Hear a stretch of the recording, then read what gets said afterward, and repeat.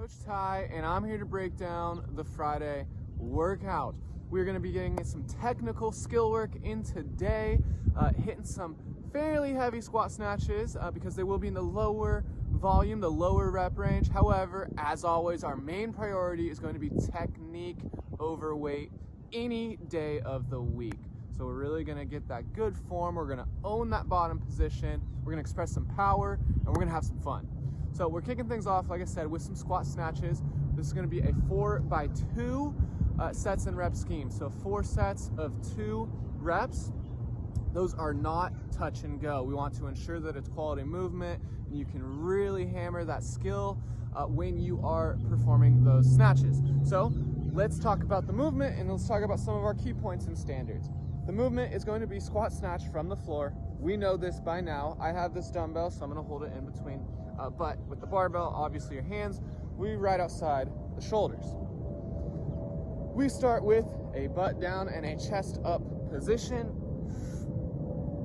Load it up through the hamstrings and the glutes. This position right here, in and of itself, should be pretty tiring if you were to just hold it for about 10 to 15 seconds. You want full isometric tension throughout your body.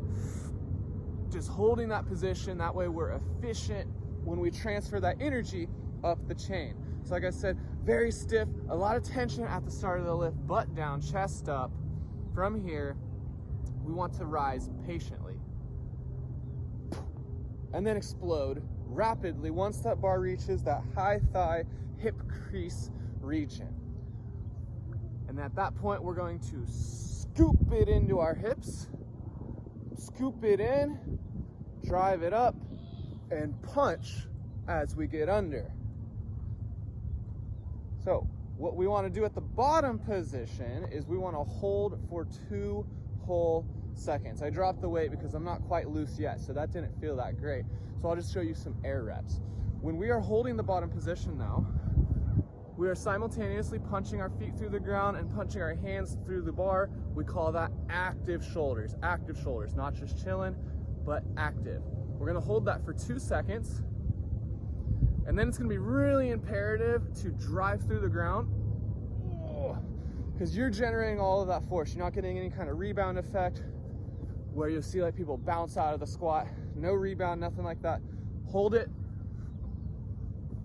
own it, 1, 2, and drive through to the top position. Lock it out with those hips all the way through. And drop. Part A was all about strength. It was a little slower. It was all about technical proficiency, getting a lot of output from just a short number of reps.